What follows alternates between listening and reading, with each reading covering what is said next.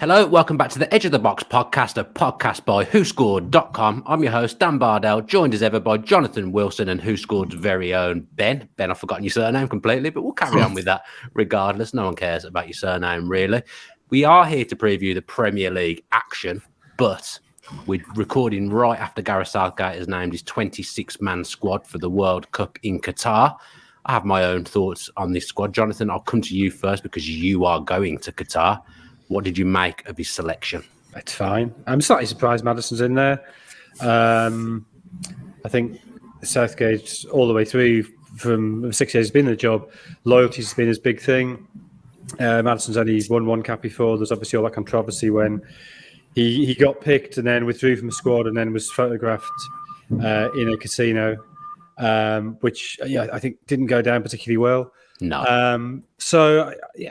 I'm slightly surprised. I don't think it's an area where England are short, but his former season's been excellent, and I guess he is one of those players who you feel could suddenly unlock a game, even if England are not playing well or not making headway.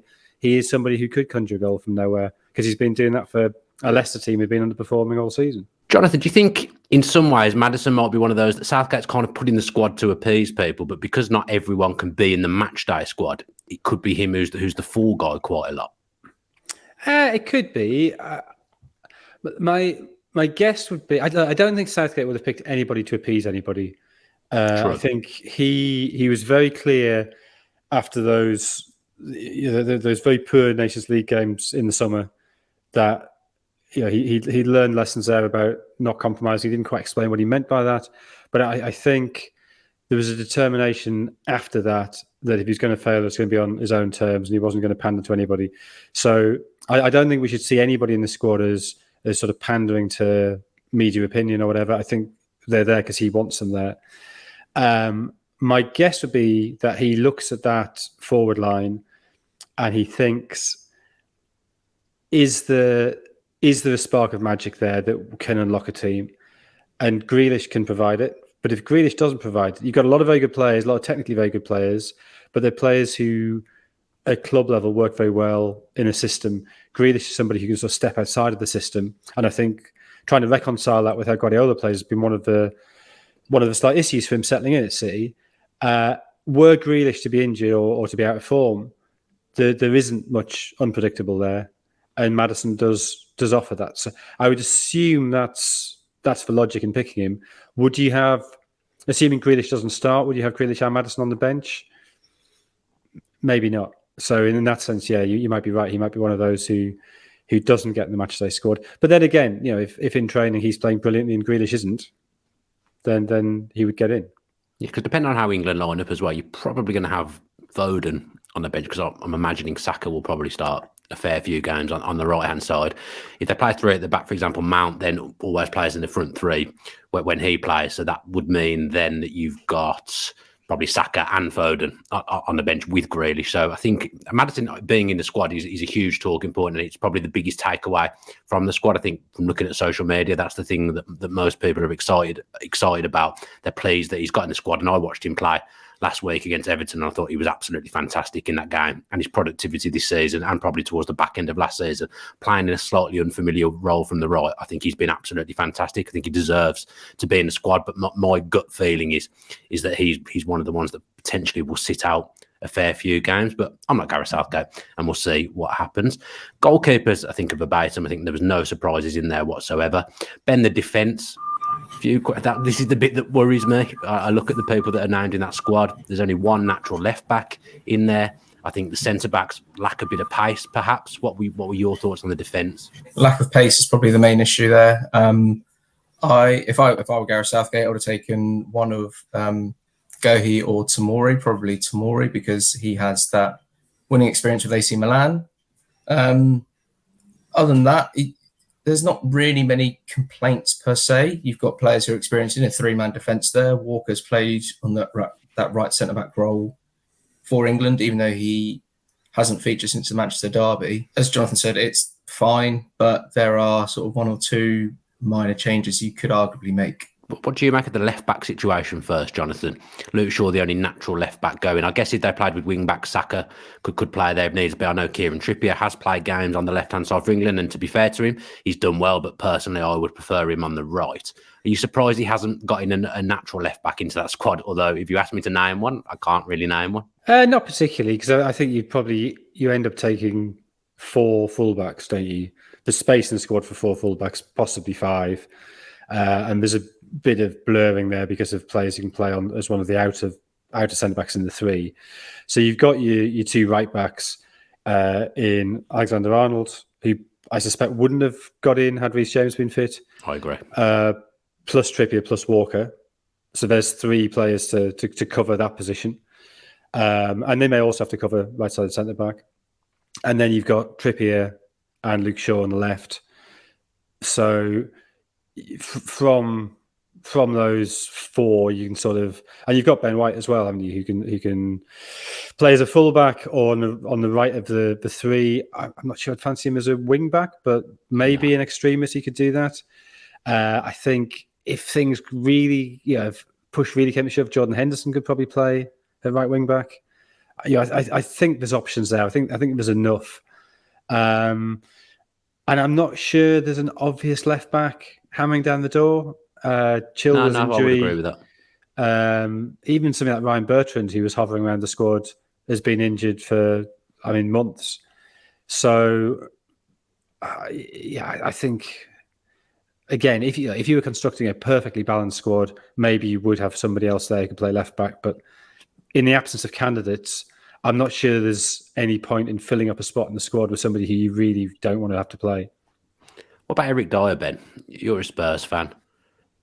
His form's gone a bit downhill actually since he got his England record. I didn't think he looked fully comfortable in the last round of international fixtures. Again, that's my personal opinion, but his form has definitely dropped since he played those games for England. Obviously, against Liverpool, he made his usual error that led to Salah's goal.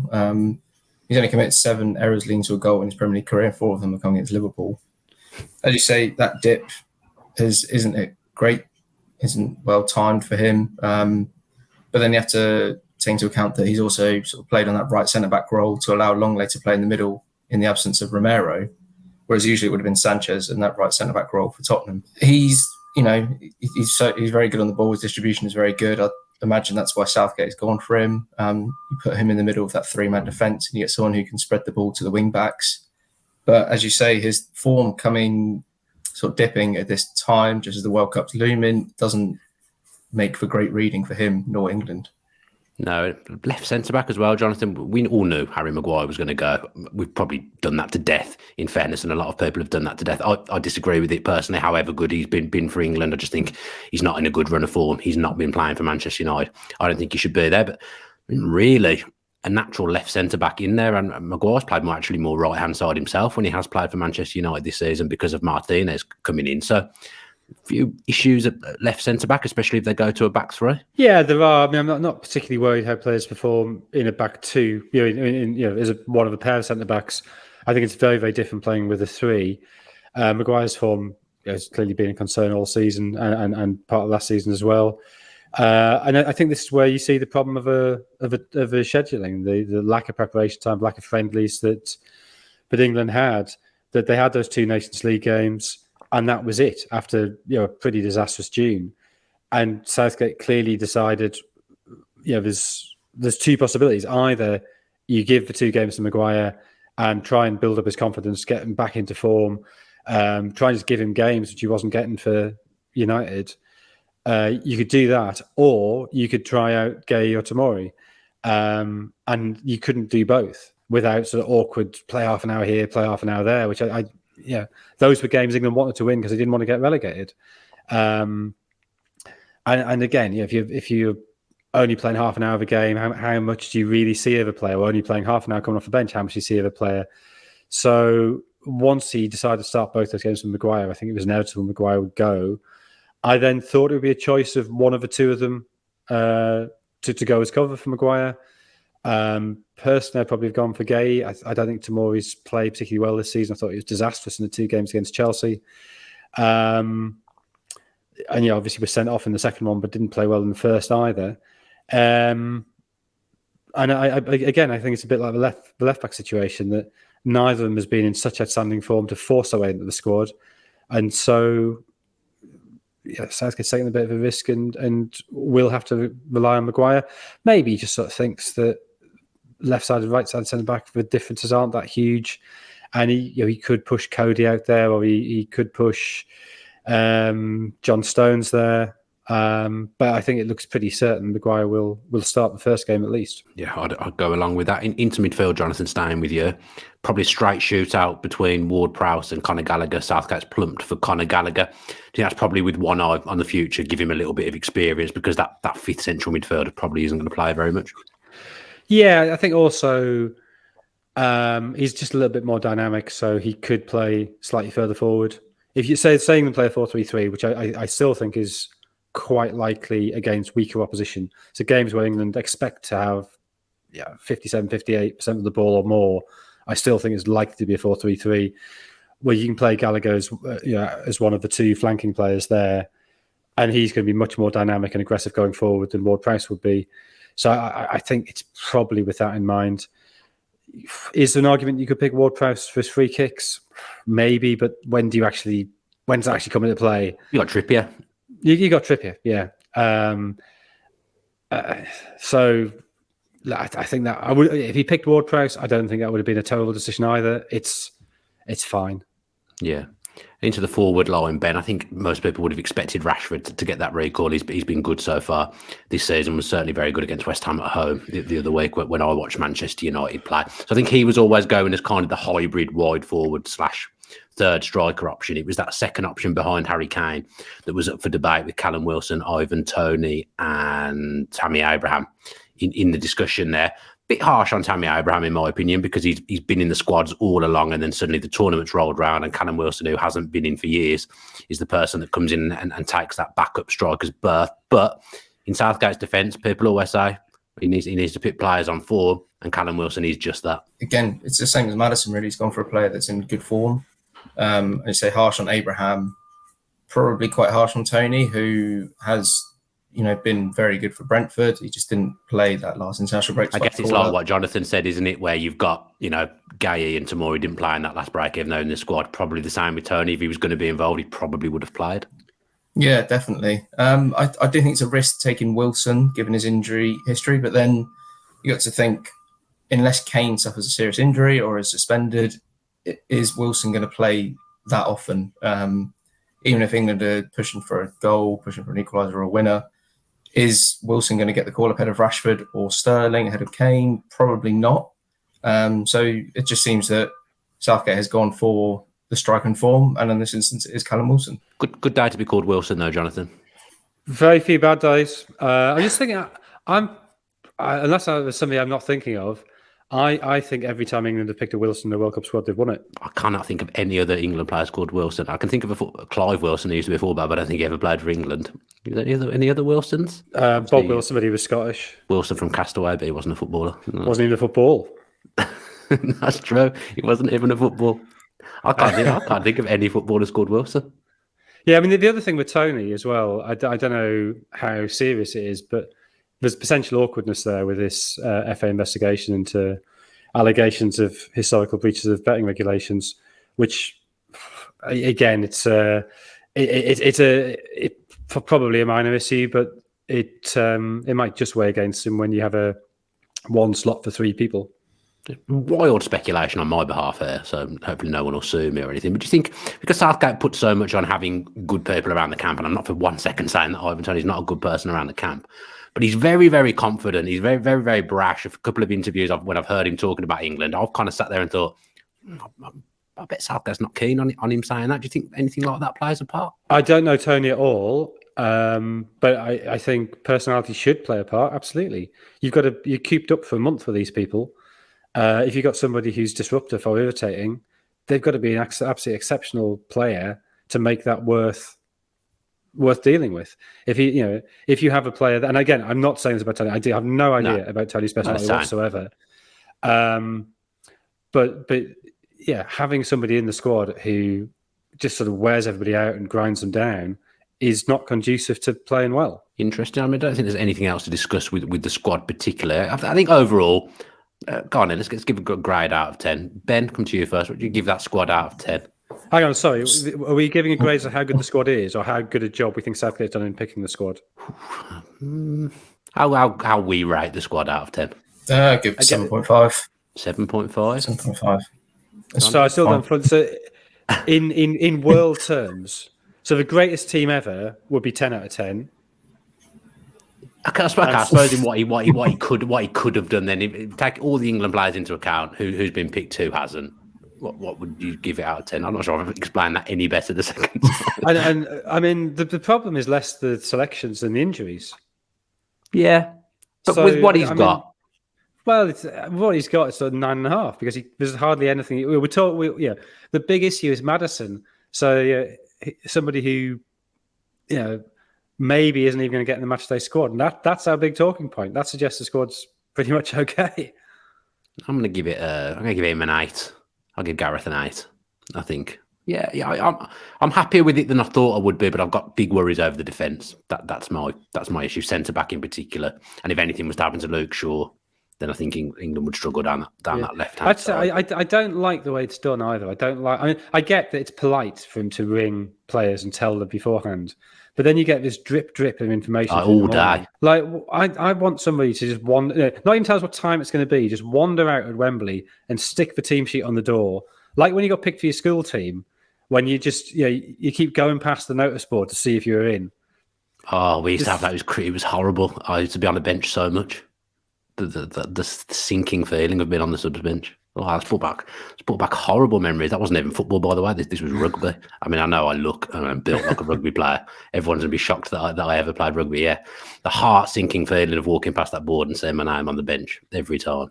Horrible. Ben, you've got the best rated England 11 according to Who Scored. Let's see how wild this is. How many people in the 11 are in the squad? All of them. It's the best rated 11 from those, including the squad. So we've picked 11 players from that squad. We haven't picked the best rated English 11 overall in the Premier League. No, this is the best rated 11 within the squad. Right, good times. Jordan Pickford in goal. We've gone for Trippier at left back and Alexander-Arnold at right back. Then a centre back partnership of White and Dyer. Rice and Bellingham are anchoring the midfield in a 4-2-3-1 with Saka, Maddison and Foden behind Harry Kane. The problem is that Alexander-Arnold and Foden they're great players, but I think because they play in such idiosyncratic teams, they find it quite hard to transfer that ability to England. Yeah, I'd agree with that. So I don't think I'd have either of them in my first choice England 11 right now, which is not to say that they're not in the top 10 footballers and English footballers, but I think Foden has not been anywhere near as good for England as he's been for City, because at City it's a very different environment, and Alexander-Arnold similarly. Yeah, I mean, I did for another show. I did my England 11 yesterday, and I've got to be honest. When I do these things, I find it difficult because you do have in the back of your mind what you think Southgate would do, and I didn't have Foden or Alexander-Arnold in my 11. To be fair, neither of them were in it, so I can see Southgate's viewpoint with that, and I would kind of go along with it. However, they are both sensational footballers. I'm not saying I don't rate them. I just kind of agree with what you're saying, Jonathan, that they're so used to playing a certain way in such a defined system. It's then hard to come and play for England when you have to operate differently as a right back and differently if you're in the front three. So yeah, I'd go along with what. I mean, the player I think he will pick, who I think he really shouldn't, not in terms of the squad, but in terms of the 11, is Sterling. And it may be that Sterling's form this season has been poor enough that he doesn't pick him. But if you look at it, you want Kane plus a schemer plus a runner. I think your runner should be Saka and your schemer should be Mount. And I suspect that his runner, at least to start with, will be Sterling. Okay. Do you not think that I imagine in the group games in particular, he'll probably play 4 at the back rather than 3 at the back? So yeah, but I'd probably be in that 10/8 role. Yeah, he could. Yeah, that's true. And then you could play Saka and Sterling. That's true. Runners both then bombing on beyond. Then kind of Mount and Kane would get in each other's way a little bit in some ways. Perhaps I feel sometimes you can't play a number 10 with Harry Kane because he likes to drop deep so much. You then end up. Yeah, there's a truth to that, certainly. Yeah. Yeah. Well, let's move away from England then, because we are here to preview the Premier League action ahead of the weekend, and it's Newcastle v Chelsea, the first game we're going to look at. The Celestine Babiaro derby, I believe he played for Newcastle briefly, as well as Chelsea. But Ben, because Kieran Trippier has been such a great signing for Newcastle, we're going to start with the top 10 rated January signings from 2022. Number 10 in there is Nathan Patterson. Matt Targett is in at number 9. 8 is Hassan Kamara, who was obviously relegated with Watford. Dan Burn is in at 7, then Eriksson, Kulusevski, and Guimaraes. Bentancur is in at 3, Louis Diaz at number 2, and Kieran Trippier is at number 1. I'm surprised Guimaraes isn't higher than number 4 in that list. But on Kieran Trippier, Jonathan, obviously the best rated January signing by WhoScored. If you look at a lot of stats going forwards this year, not only is Kieran Trippier one of he is the best at Newcastle. He's one of the best in the league, and he's been brilliant for them, hasn't he? In all manner of ways, including leadership. Yeah, no, he really has. I think, you make a case for Guimaraes, but I think probably their most significant signing so far. Not for the long term necessarily, but in terms of making that defence better. Defensively, Newcastle have been way, way better this season than I expected, having seen how Eddie Howe teams have performed, or how his Bournemouth had performed before. But also his delivery of crosses and set plays. He's just a very, very sensible signing. He's done very, very sensible things very well. He should definitely start for England, shouldn't he, Jonathan? Whether it's right back or left back, Trippier should be in that side. Probably, yeah. Yes. I think if Reece James were fit, I think that becomes a bit trickier, because I think you would naturally rather have a natural left-sided player on the left, and Luke Shaw has suddenly had a new lease of life. And if you have Walker as the right-sided centre-back because of his pace, I then think it'd be very, very hard to make an obvious case of Trippier over Reece James. Would you then consider playing Reece James on the right of the 3 and leaving Walker out? Well, maybe on form this season you would.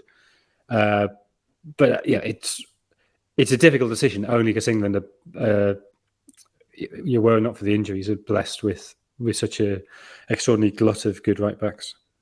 Okay, we're going to look now at Newcastle and Chelsea signings. Ben, have Newcastle made what you would perceive as a bad signing yet, or have they all been successes? Because I forgot Chris Wood even played for Newcastle until the weekend when he scored against Southampton. But as a backup striker, I think he's probably doing a job for them. Have they actually made a bad signing yet? It'd be hard pressed to find a bad one in that bunch. Wood isn't even backup. He's backup to backup. Wilson's first choice. Isaac in there as well. Forget he signed him, even though it's a club record signing. Guimaraes has just elevated that midfield. Dan Burn has been significantly better than many probably expected. I think he's been better than he expected himself from listening to his interviews. Nick Pope has been a very good signing between the sticks, and obviously Trippier as well has just been a very good signing. Everyone, as soon as Newcastle were taken over, expected them to go and splash the cash and spend hundreds of millions on Mbappe and Haaland, etc. But they've just made very good signings that improved the squad, and now they're top 4 pushing for a Champions League place, which few would have expected when the season started. Yeah, the defence has been a big part of what Newcastle have done, Jonathan. One thing that was always levelled at Eddie Howe at Bournemouth was, he can't sort out their defence. He has sorted out Newcastle's defence because they've been brilliant all season. I think they've got the joint best record in the Premier League. But Dan Burn's been playing at left back. Botman's slotted in, and it's like he's been there his whole life. Trippier, we've already discussed, has been sensational. The improvement that Eddie Howe has made to players that are already there, like Fabian Schär, is there to be marvelled at as well. That defence has been a key cog. Yeah, absolutely. And I guess you'd include Nick Pope in that as well. Yeah. They're having to play maybe slightly deeper than they would ideally because of Pope and not being entirely happy with the ball at his feet, but it hasn't bothered them at all. They've in a sense, being able to play slightly deeper has released the pace there in wide areas. And that might be one of the reasons why Almiron's been so effective, that he's got space ahead of him to run into. I think Sam Maximin as well, before he got injured, it was a similar thing, that their starting position was deeper, so there was more space there. Whether that becomes harder as teams begin to respect them a bit more and sit off them, we'll see. But certainly for now, it's going exceptionally well. Chelsea signings, Jonathan. Obviously, we're talking about summer signings here. No, like we're saying, all the Newcastle signings have probably been successful in a lot of ways. Bit underwhelming from the Chelsea signing so far. Obviously, Fofana's ended up getting injured. Koulibaly, Potter doesn't seem to want to play him in the Premier League. He started well, but his form has drifted. But he's had an injury, hasn't he? Yeah, he's injured at the moment, but he's been in and out in general and not really played in the Premier League. Even when he's been fit, he's been sat on the bench. Kukurea is having a difficult time. Sterling's probably not hit the heights that they would have hoped. Aubameyang's Aubameyang, in my opinion. He'll be up and down, I would think, in that Chelsea system. So really, they haven't had an outright success from that summer window. Yeah, I know it's early days in the season, in early days for people to bed in and stuff, but you'd maybe expected a bit more from the Chelsea new boys. Well, yes, but on the other hand, this isn't the manager who signed them. True, and that's the absurdity of what Chelsea have done. That they went out and spent an enormous amount of money, 150, 160 million pounds. And then the manager who was leading that, it's not there was a sporting director there who's making these decisions. Tuchel was absolutely involved in that, and seems to spend most of his time saying, "I don't want Cristiano Ronaldo." Seems also to have vetoed the Jules Koundé deal, or at least not to have been too disappointed when that ended up falling through and he went to Barcelona instead. Not convinced he really wanted Kukurea. It was almost he took Kukurea just to say, "Well, I will have one of Todd Bowley's ideas." And then as soon as the window's over, he's out the door. So, I mean, Sterling was talking, was it last week or the week before? He was being very reasonable. It wasn't a rant. It wasn't him sort of saying, "Oh, I've been let down." But he was saying, "I didn't come here to play wing back. I came here to play as a forward. And I don't really know what the manager wants of me or expects of me, because this isn't the manager I signed for. This is not the club that I came to." And I think he's got I don't think he's been playing well at all, and Potter obviously has every right to play in where he thinks is best for the team. But I can understand Sterling being unhappy at that, and I can't imagine that other players who came in the summer aren't thinking something similar. Well, yeah, hang on, I signed for this bloke who has a phenomenal record in Germany, who's managed PSG, who's won the Champions League, and suddenly we've got this bloke from Brighton. And maybe Potter goes on and becomes a brilliant coach. All the signs are he is an excellent coach. But I can completely get why players who signed for a different coach haven't sort of thinking, well, hang on, where do I stand here? Yeah, and results have not been great over recent weeks. I think they were 9 unbeaten at one point. But I think that you look back, masked it, and I think you think of the Villa game and how many great saves were made by Kepa. Yes, and I think his form maybe did. It wouldn't have taken many of those. Say he'd let in an extra goal in say 3 of those games, and that would have looked very. I mean, the game at Brentford, Chelsea didn't look good either. They ended up drawing that. They drew that 0-0, didn't they? Yeah. There's a couple of games like that, particularly away games, where you sort of thought, I'm not. The game at Palace, his first game, they got away with that very late goal from Gallagher. So, I wasn't saying at the time, but in hindsight, you can sort of say, they were just sort of they were teetering a bit and getting away with it, and then suddenly this last sort of couple of weeks. Maybe a bit of reality's dawned. Yeah, we've got a combined 11. Well, Ben's got a combined 11 and Jonathan's got his as well. So we're starting with the Who Scored 11 as always. Now, if we'd have done this time last year, obviously Chelsea were Champions League holders and I think they were going quite well at the time. Newcastle were stuck in the relegation zone. I think they maybe only won one game or hadn't even won a game at this point yet. So I know what the Who Scored 11 is. I mean, this time last year, this would have been unthinkable. But Ben, what's the 11? Yeah, so we've gone for 7 or more appearances, so that it seems a bit of a random number, but it means that they featured in at least 50% of their team's games this season. So in goal, we've got Nick Pope. Right back, we have Trippier, of course. Centre-backs are Fabian Schär and Thiago Silva. And left-back is Dan Burn. Midfield 3 of Joe Ellington, Bruno Guimaraes and Mason Mount. And then front 3 of Miguel Almiron, Callum Wilson and Alan St-Maximin. So Newcastle dominate that 11 with 9 players to Chelsea's 2. Quite like that team. Decent team. Jonathan, what did you go for? What's the balance? Well, I've played by the rules, which is players who are available this weekend. Who did Ben have that wasn't available? Well, Sam Maximin's a doubt, I think, isn't he? He might be back, but he's come off the bench a couple of times recently. Yeah, but is he fully fit? Can you risk him from the start? Not in a game of this magnitude. Not for me. not in your 11. So I mean, my 11's not very different at all. Actually, I've only got 3 Chelsea players. Yeah. Okay. So Pope, Trippier, Thiago Silva, Botman, Burn, Kovacic, Guimaraes, Joelinton, Almiron, Wilson, Mount. So Mount playing on the left. Team as well. Not sure I'm entirely happy with Thiago Silva playing not in the 3, playing in the back 4, but that's what we've got. Yeah, could have that. I mean, you'd be fully justified in picking the Newcastle back 5, including the goalkeeper. Yeah. Especially this season, because that's the thing, they work well as a unit as well. We know that's important. When you're picking an 11, going to need some predictions from you two then for this one. Ben, I'll come to you first. What's your prediction for Newcastle-Chelsea? I think Newcastle probably going to win 3-1.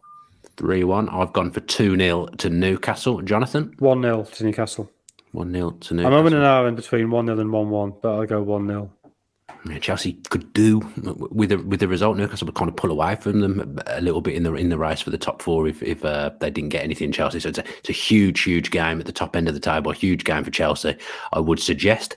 Next, we're going to look at Fulham against Manchester United. It's the Louis Saha derby. We've kind of already covered Maguire, so I'm not going to go into that too much. But Jonathan, Lindelof came in at the weekend playing in place of Varane, I guess, played next to Martinez, and Manchester United were dominated by one of the best football teams in the land. Which I think just shows that this upturn it's still has some way to go, that they're not consistently excellent yet. I think Ronaldo starting doesn't help.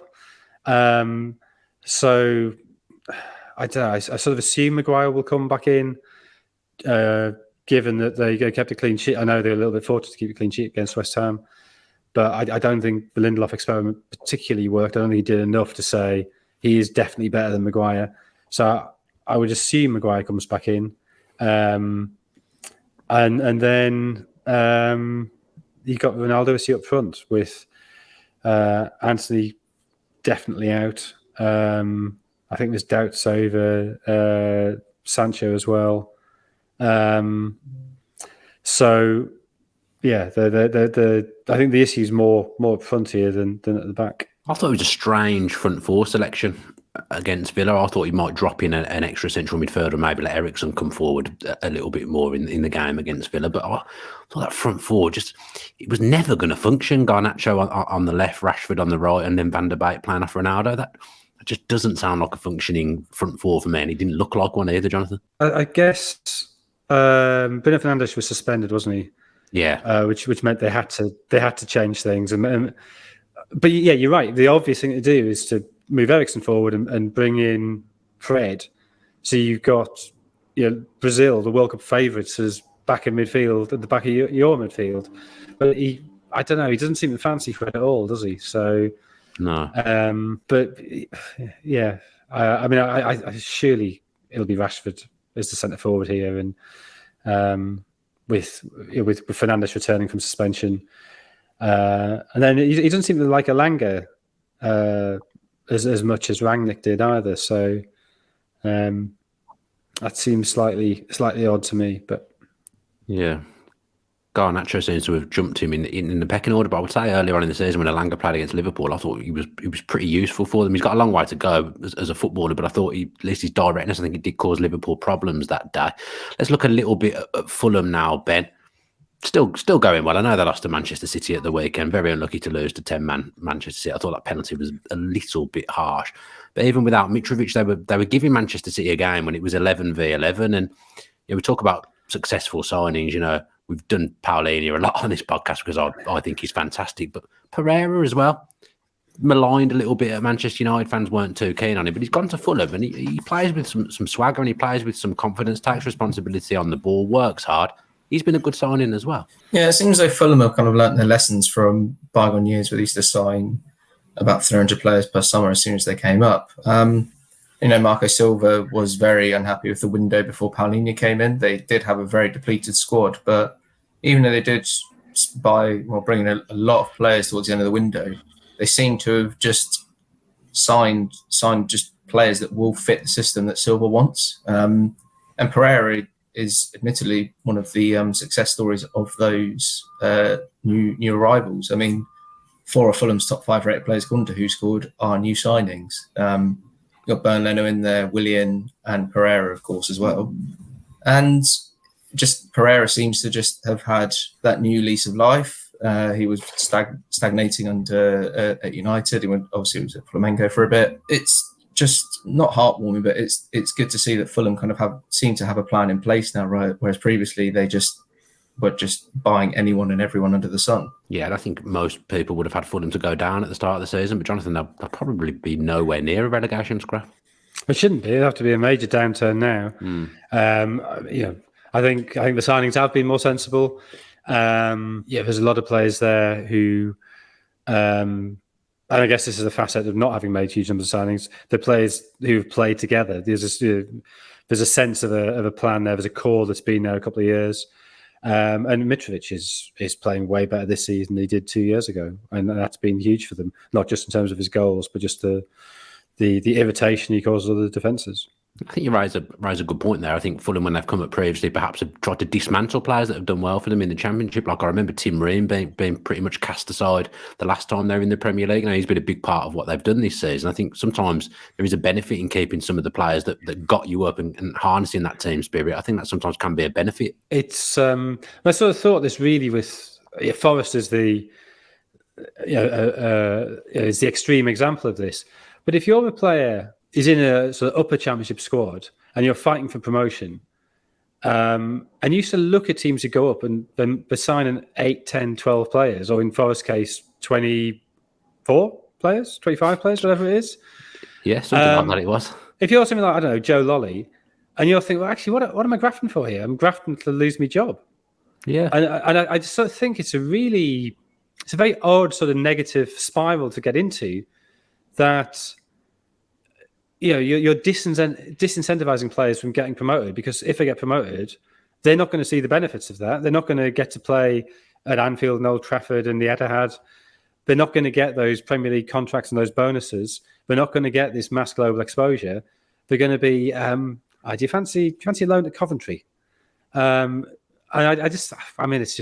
a problem of modern football and just how big a gulf exists between the Championship and the Premier League. But I think it's a very unhealthy world where players trying to get promoted know that it might cost them their job. We don't want to live in an unhealthy world. That isn't what we want. Let's do our predictions then, and I will start. Fulham against Manchester United. I am going to go with 2-2. Jonathan? 2-1 to Fulham. 2-1 to Fulham. Ben?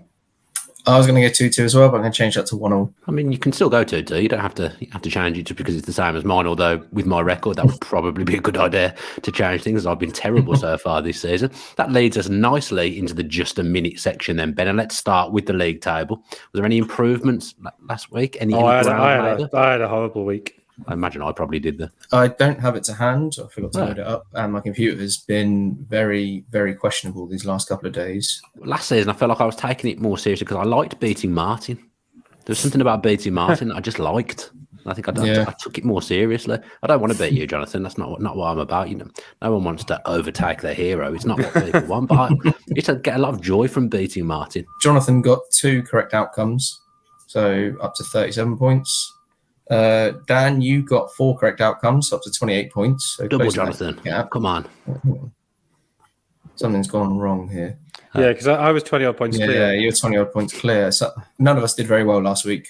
I think WhoScored did the best with 5 correct outcomes. No one got a score bang on at all.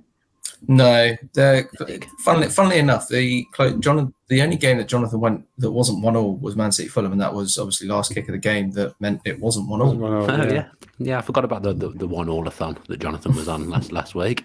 Right, then let's do the just a minute section properly. Then Jonathan, you're up first. It's Manchester City against Brentford for you. Yeah, City obviously still 2 points off the top somehow, but they haven't been playing that well by their standards the last couple of weeks. I think they've missed Haaland, as though they've sort of got used to having him there, playing that slightly more direct style, rather than that very patient build-up.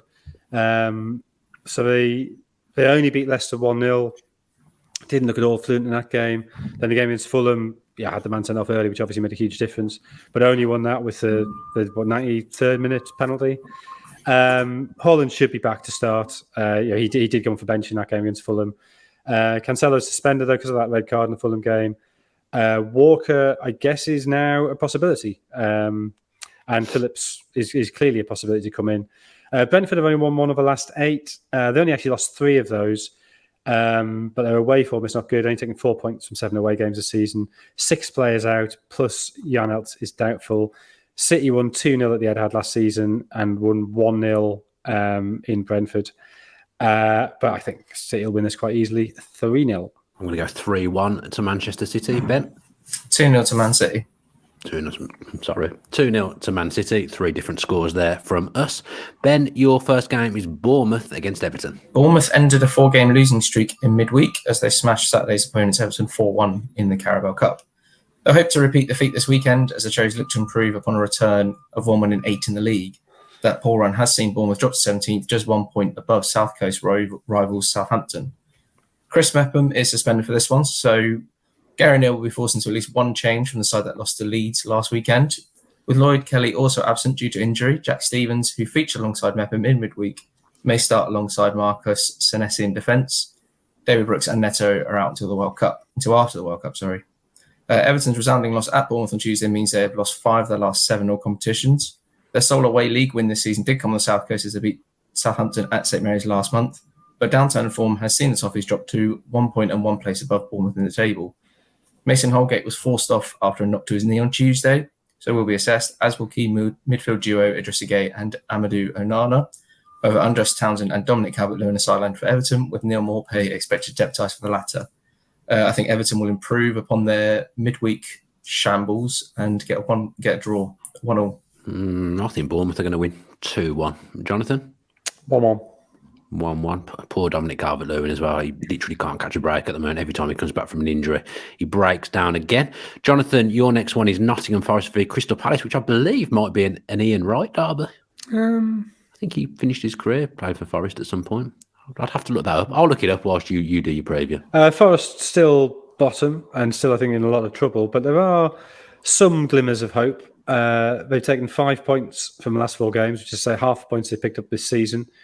They've got 5 players out. I think Steve Cooper's still struggling to work out how to deploy all these players he brought in the summer. So how significant that is, yet again, it's very hard to know. Palace have won 3 of the last 4 and 4 of the last 6. Maybe a little bit fortunate to win at West Ham last week with a very late goal. But I think what we're seeing there is their league position improving and results improving as the calendar gets easier for them. They had a very, very tough start, which I think possibly made it look worse than it was there. The win at West Ham was their first away from home this season, and it's the first time they've won 2 games in a row this season. They'll be without MacArthur and Richards. And I don't think they'll get 3 wins in a row, but I don't think they'll lose either. 1-1 again. I'm going to go big 3-0 to Crystal Palace. Ben? I'm going to go for 0-0. Yeah, Palace have got the hoodoo of the away games over now after last week with that late win. So I think they can beat Forest. Ian Wright did play for Nottingham Forest, by the way, towards the end of his career in a massive shirt from the picture that I just saw. I was also surprised to learn that he's 60 next year. Didn't think Ian Wright was that old. That's scary when the player that, I'm 37, a player I watched when I was younger, probably one of the first footballers I will have watched. He's nearly 60. Don't like that at all. Tottenham v Leeds for you, Ben. Tottenham were unable to follow up their 2-1 loss to Liverpool last weekend as they crashed out the Carabao Cup at the hands of Nottingham Forest on Wednesday night. Back-to-back defeats doesn't make for great reading for Antonio Conte, and he'll be demanding a return to winning ways when they welcome Leeds to Tottenham Hotspur Stadium. Conte's first league win as Spurs boss actually came in this fixture last season. Their injury issues have cleared up of late, with Son Heung-min and Christian Romero the only confirmed absentees, with Richarlison and Dejan Kulusevski both featuring off the bench at the City Ground on Wednesday night. As such, Conte may revert to a 3-4-3 given the returns of the pair, with Kulusevski in line to make his first start for Spurs since the 6-2 win over Leicester in mid-September. Spurs may have viewed the welcome of Leeds as the perfect opponent to help head into the World Cup break on a high, but back-to-back league wins for the Whites over Liverpool and Bournemouth has eased the pressure on Jesse Marsch. They did crash out the Carabao Cup in midweek, but have recently ended an 8-game winless run in the league, and they will be a much tougher proposition for the North London side this time around. Patrick Bamford will be assessed, but Marsch is without Luis Sinisterra, Stuart Dallas, Joe Gelhardt, Adam Forshaw and Archie Gray. Sam Greenwood impressed off the bench against Bournemouth last week and will surely come to Marsch's thoughts here, while winger Wilfred Gnonto also played a key role in Leeds' superb fight back against the Cherries. However, I don't think it'll be enough to claim a win on Saturday, and I think Spurs will win 2-1. Jonathan, while I have a think. Also Spurs 2-1. I'll go for 2-1 Spurs as well. Play it safe. A defensive selection from me there. Jesse Marsh's subs last week, by the way, absolutely turned the game. Some great substitutions there. West Ham Leicester for you, Jonathan. Yeah, West Ham have only won one of the last 5 in the league. And I think there's a sense of the last 2 wins they have had. They've only won 4 out of 14 this season. But the last 2 wins they have had, I think have both been slightly fortunate. Being gifted penalties and goals that maybe should have been ruled out at the London Stadium. Having said that, they were very unlucky not to get an equaliser at Old Trafford, and easily, they had that chance just before Palace scored last week, so they could have won that 2-1. But there is just a little bit of pressure, I think, on David Moyes now, a little bit of grumbling from fans, which maybe isn't entirely fair. But at the same time, I think there is a concern that the signings that came in the summer aren't necessarily his type of player, and they are maybe struggling to gel. Leicester now above West Ham on goal difference, which you certainly wouldn't have thought could be true 3 or 4 weeks ago. They've won 3 of the last 4. Yuri Tielemans is playing well again, and he's scored 2 great goals in that time. Still all the familiar injuries: Pereira, Bertrand, Justin Soyuncu all out. Doubts over Ben Rama and Cornet for West Ham. West Ham won this 4-1 last season, but I think it'll be much tighter this time, 1-1. I'm going to go 2-0 to Leicester, Ben. I think it will be 1-1. 1-1. Sorry, Jonathan, I had a weird noise whilst you were doing your just a minute as well, because I agreed. It was a noise of agreement, yeah. I agreed so hard with what you were saying that I felt the need to make a noise. I'm usually very quiet during the just a minute section, but I agree. That's the first time in all the time we've been doing this you've agreed with anything I've said. No. It's the first time. No, I know the noise you make when you agree. It's fine. It's fine. Oh, it was a very strange noise. Mostly indifference, but that's what I'm aiming for, to get you to go. It's a noise I'm not going to make again, because I think it did sound a little bit weird in the middle. It was very jazz club, I thought. Nice, good show, Fasher. Good show back in the day. Show. What a show! They don't make them like that anymore. Where are we? Liverpool v Southampton for you, I think it is, Ben. And just as Liverpool being written off ahead of their trip to Tottenham, the Reds pulled out a first away league win of the season as they returned to Merseyside with a 2-1 win. Along with their penny shootout win over Derby in midweek, Liverpool now won 3 on the bounce in all competitions. They did lose their last home league game, however, falling to a shock 2-1 defeat to Leeds. Jurgen Klopp made 11 change for the Carabao Cup success in midweek, but we should see a familiar-looking 11 to the one that started the win over Spurs this weekend. Joel Matip, Naby Keita and James Milner will all be assessed, but the former pair are likely to miss out. Luis Diaz, Diogo Jota and Arthur Melo are ruled out. Nathan Jones endures a baptism of fire following his appointment with Southampton boss on Thursday morning. He's penned a 3.5-year deal at St Mary's following 2 notable stints at Luton, either side of a subpar spell at Stoke.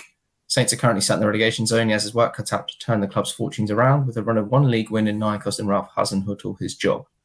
Jones is without fullback pair Carl Walker-Peters and Tino Livramentos for his first game in charge, and it does remain to be seen how his side will set up at Anfield.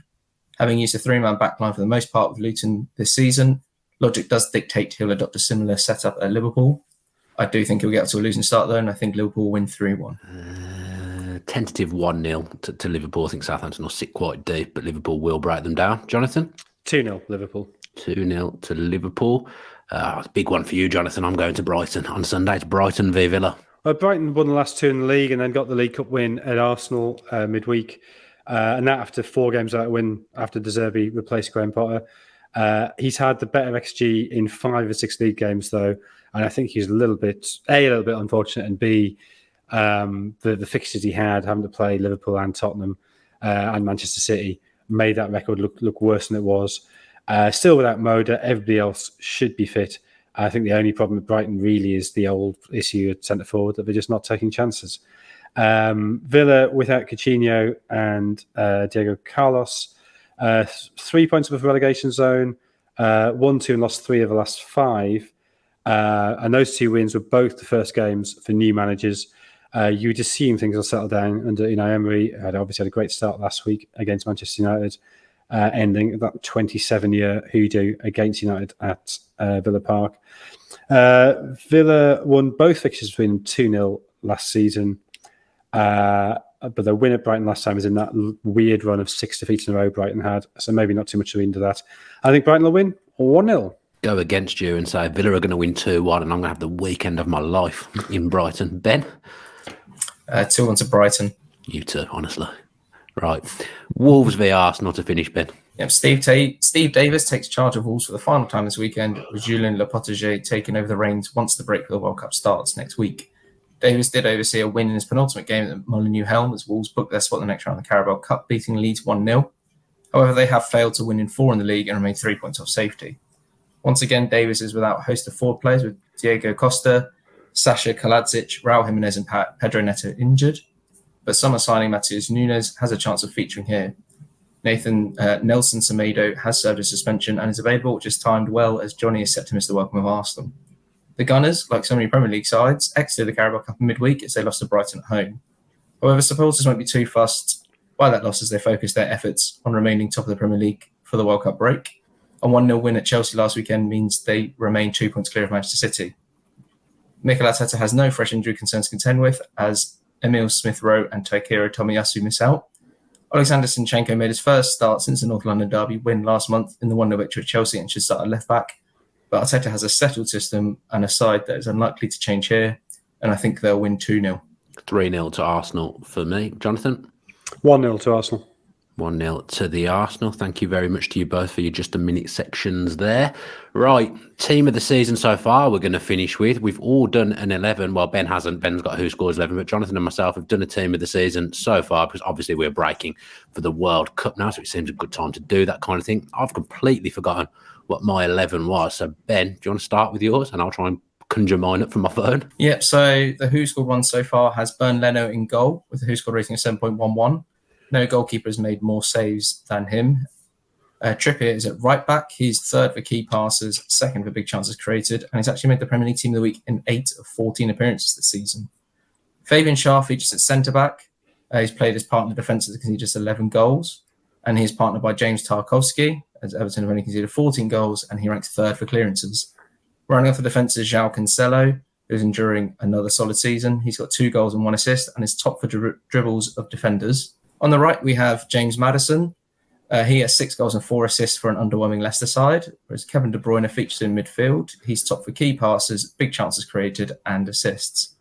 Partnering De Bruyne in the middle of the park is Bruno Guimaraes, and he's been excellent on every area of the pitch. He's got 3 goals, 2 assists, 2.6 tackles, 1.3 interceptions, and 1.5 key passes per game. And rounding off midfield is Phil Foden. He has 6 goals and 3 assists, and he's 3 goals away from matching his best return in the Premier League season. Up front, as the player of the season so far, is Erling Haaland. He's got 18 league goals, and with no World Cup, should be well rested to add to that when the action gets back underway next month. And joining him up front is maybe a contentious choice, but Gabriel Jesus. He's got 5 goals and 5 assists this season, and he's the second most fouled player in the division, which is handy because Arsenal rank 3rd for set-piece goals scored when you're excluding penalties. Jonathan, do you want to do your team? Pickford in goal. I had a real issue with the right side, and I ended up basically I could have gone for 2 Arsenal players or 2 Newcastle players. I've gone for 1 of each. So I've gone Trippier at right back, but it could have been White. Centre back Thiago Silva and Botman, Cancelo at left back, Bentancur at the back in midfield, with Caicedo shuttling alongside him, De Bruyne as the creator, then Saka, but it could have been Almiron on the right side of the front 3, and Haaland and Martinelli. Interest, how many did you have the same as Who Scored? I don't know. Okay. No quick maths. Okay. I'll do my team then. I've obviously been heavily influenced by Unai Emery at the weekend because I've gone with a 4-2-2-2 formation, which is what Villa lined up with at the weekend. So I've gone with Pickford in goal, Trippier at right back, a centre-half partnership of Saliba and Botman with Cancelo at left back. Got João Paulinho and Bruno Guimaraes as my 2 in midfield. And then Maddison and Martinelli slightly further forward with Haaland and Kane up front. That's my team. I like that team. That's one of mine. So who are your fullbacks? Trippier and Cancelo. Okay. Because they're going to have to do a lot of work, aren't they? Oh, of course, but the Bardell team works hard. If nothing else, that's what they do, Jonathan. That's how we get them to play. If we could put those teams up on social and get some votes and see who the Who Scored public thinks is the best, I'd appreciate that. That's the happiest I've ever been with anything I've done. Actually, I'm pleased with that. Anything you've ever done in my life? Yeah, I've not achieved very much, Jonathan. But this team today, that team's going places. I like that team quite a lot.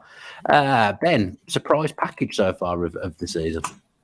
Yep, so we've gone for the biggest rating increase from last season to this season. Last season, you had to have made at least 20 appearances, and this season, 10. So it's Arsenal heavy to start off with. We've got Xhaka, Jesus, and Ødegaard in 10th, 9th, and 8th. Then Joelinton breaks up the Arsenal contingent with Gabriel Martinelli returning there in sixth. In fifth is Pickford, fourth Shah, third Rashford, Pascal Struijk is in second, and the most improved player / surprise package is Miguel Almiron. 8 goals this season. He is one of matching his return for his entire Newcastle career prior to this season. So definitely a worthy surprise package. You got anyone who wasn't in there, Jonathan, or do you think? Well, I I interpreted the question slightly differently. That's fine. And just in terms of a player who I knew nothing about, who I think has been brilliant, is Moises Caicedo. And I saw him that first weekend of the season when Brighton won at Old Trafford, and looked at the team sheet, was like, who's this bloke? And within 10 minutes, like, Christ, this guy's brilliant. And he's, 19? Is he 20 yet? I don't know. Maybe he has turned 20, but I'm pretty sure he was 19 that first day of the season. Ecuador, not a guaranteed World Cup qualifier. And he's clearly one of the major reasons why they have got there. Yeah, I just picked Xhaka because I just think he's been incredible for Arsenal this season. Real reinvention of Granit Xhaka, and the Arsenal fans now love him when they hated him before. But I think Almiron being top is probably fair because this time last year, again, he probably hadn't even scored a goal so far in the season, and he's just been brilliant for Newcastle. He can't keep scoring a worldie every week, surely. He can't. Even Eddie Howe said in his press conference, he can't just keep doing that. But at the moment, he seems to bend one in from range every single week. Ben, biggest flop? Yep, so using the same parameters. Running off from 10 to 1 is Mikel Antonio, Adama Traore, Conor Gallagher, Jared Bowen, Jamie Vardy, John McGinn, Mateo Kovacic. Ronaldo's in at 3. Basuma, probably harshly done by because most of his appearances have been a sub, is second. And the biggest flop with the biggest drop in WhoScored rating is Trent Alexander-Arnold. He's been directly involved in just 1 goal, and that was his goal in the 9-0 win against Bournemouth, while key passes per game has dropped, so there has been a dip in his attacking output. Did Trent make the best rated England 11 earlier? Yeah, but his rating has had such a severe drop that he's actually the biggest flop. That's an up and down show for Trent Alexander-Arnold. Chuffed to be in the best rated England 11, but then named as the biggest flop. You wouldn't have expected that, would you? Jonathan, who have you got down as the biggest flop? This is not a kind title, by the way, at all. Yeah, I mean, declining form, does that make you a flop? I don't know. I sort of interpreted it a little bit more literally than that. So the player I've sort of been... Have I even been disappointed? And maybe that's not quite fair either. Because he's a player who I've always had slight doubts about. But I just think Raheem Sterling's looked so leaden at Chelsea. And he's one of those players who, you want him to succeed. He clearly works hard. He seems a very sort of... He doesn't seem particularly affected by ego. He seems fairly likable. But I get very frustrated by how often he gets in good positions and just picks the wrong option or just duffs the cross. And I sort of did wonder whether the City system was sustaining him. And you look at how he's been at Chelsea, and there's the little flickers there, but yeah, really not much. And I think he hasn't played particularly well for England either, the 2 games this season. Yeah, I'm going to be honest, I completely forgot to pick one. So I haven't got anyone who's springing to mind. Ronaldo would have to be up there. Honestly, I watched him. He was hopeless last season. Come on, he was terrible last season. I mean, but at least he put the ball in the back of the net, Jonathan. Yeah. Which is, does help in football terms. But I was watching him at Villa Park last Sunday, and I wouldn't say I felt sad for him because obviously I was really enjoying Villa playing well for the first time in what felt like forever. But it was quite sad watching him plod around the football pitch, just not really involved in anything at all, getting frustrated with himself, getting frustrated with his teammates, which isn't a new thing. But it's just a sad end, really, for someone who did a lot for the Premier League the last time he was in it. I just didn't really enjoy watching him at all. I could always throw Emerson Royale in there. I always feel quite sad watching him hopelessly navigate the right-hand side for Spurs. They've got to get a right wing back in, really. I mean, what was the point of signing Jed Spence if you're going to play Emerson Royale? He was 100% not a wing back over Jed Spence. I think just give him a go, Con. Say, come on, have some fun. The Spurs fans can't. I'll ask you, Ben. You must see him as a real weakness on that Spurs right-hand side when he plays. It's silly sending off the other week as well. Every Spurs fan, you're hard-pressed to find one that actually thinks he's a success. He's just too erratic. He can't cross the ball to save his life. And I mean, if it were me and I was in charge, I'd probably play Doherty at the moment and then bed Jed Spence in sooner.